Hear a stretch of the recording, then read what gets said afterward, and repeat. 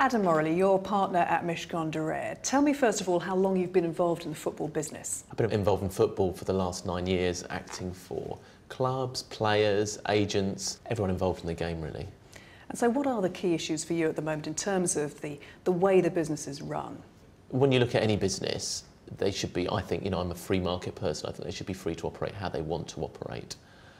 However, I think when a business is spending more than 100% of its turnover on wages, you need to think a bit more about regulation.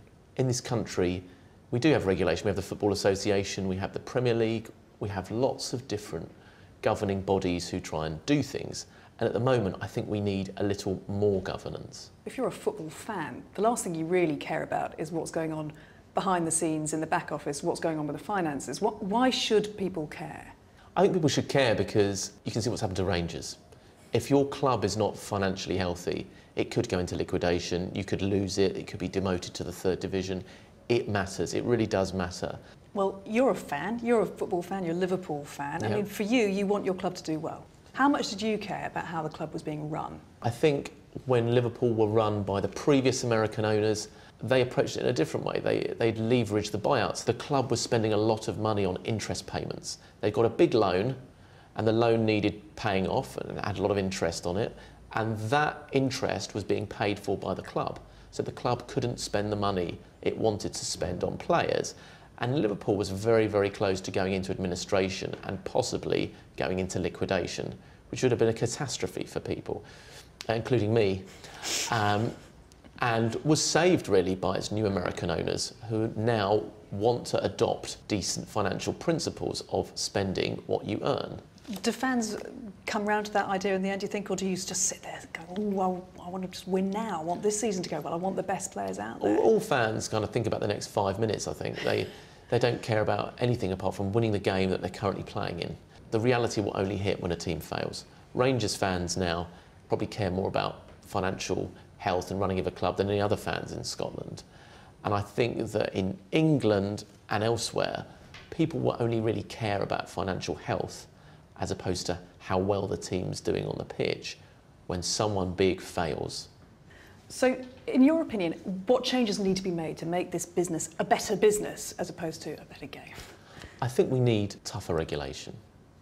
I think the current regulations that are in place, European financial fair play, requires clubs to spend what they earn. But that can be manipulated. Owners of clubs, people involved with clubs, can artificially increase what is earned so that more can be spent.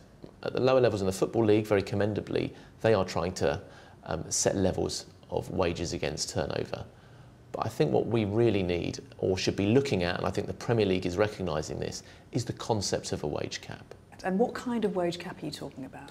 Well, I think wage caps on individual players, where you say no player can earn more than X, you may have problems with employment law and free market movement. Where I think football should be looking is to other sports like rugby, where they have placed a squad cap, a squad wage cap, so that the squad can be paid X plus, say, Y on one particular player. But squad caps, I think, are an interesting way forward. So in that scenario, you could say, OK, certain players worth us spending $1 million on, but the rest of them are going to have to share out the other $1 million we're allowed between. Yeah, well, I think that's to some extent, that's how a real market works. Some people are valued more highly than others. The chief executive in a company's paid more than the cleaner. And although all footballers like to think they're equal, they're not. So you're interested in the concept of wage caps. The Premier League are interested in the concept of wage caps as well. But you talk to agents and clubs all the time. Is it likely to happen? I think at the moment we've got a feeling in this country that footballers are paid a lot of money, and it's the working man that is effectively paying that through his Sky subscription. And we've had the Olympics, and people have seen sportsmen doing things kind of for love and not for great amounts of money. So sitting here at the end of the Olympics, you may think that, yes, we might be moving towards that. But whether it's realistically going to happen in the next year or so, I don't know. It's something that is certainly on the Premier League's agenda, but perhaps in order for that to happen, we need to see more clubs suffer financially first. To the layman, explain to me, where does the money come from, where does it go? The largest amount of money that Premier League distributes to its clubs comes from the Sky football deal.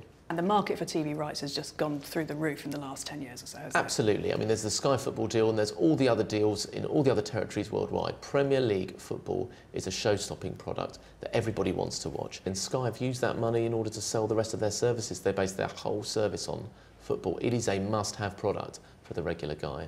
So you've got all these billions washing around the industry. Then what's happened? Then, traditionally in the last 10 years, what has then happened to that money? How's that been divvied up? It's split between the clubs in different proportions. And then the top clubs have decided to spend a lot of it on the wages of players.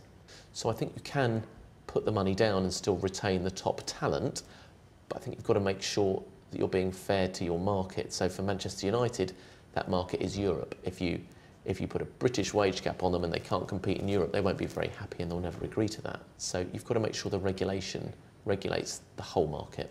How easy would it be to impose that kind of regulation across Europe? I think it would be difficult. Again, I think you'd need, to really affect this change, you'd need to see more clubs suffer. At the moment, UEFA think financial fair play is going to be the answer to this question. So really, in order to get a wage cap, we're going to have to go through that, see if it works, see if it fails, and then we'll get a wage cap, but it's a few years off. So the wage inflation, which has put so many clubs into this rather precarious financial position, how much can we look to other players in the industry, like the agents, for example? How much could we look at them and say, look, guys, just you need to tone everything down. We need to all agree that this isn't good for everybody in the long run.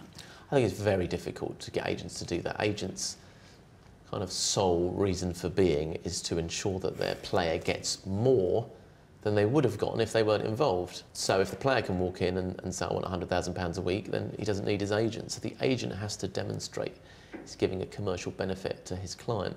So really it would be like saying to an agent, don't do your job. So I think it'd be very difficult to get the agents bought in on the concept of a wage cap. I'm sure they're all against it. It feels like the whole industry needs a sort of a sense of enlightened self-interest though, doesn't it? You know, that for long-term stability, everybody's in the end going to make more money. And I think that's the position of a regulator. A regulator should be someone that's neutral, that has no vested financial interest and can look at the market, the game as a whole, and put rules in place that benefit everyone. And that's what these regulators should be doing. And at the moment, you have a slight conflict of interest because the regulator, the Premier League, is also the person that benefits hugely from the money coming into the game.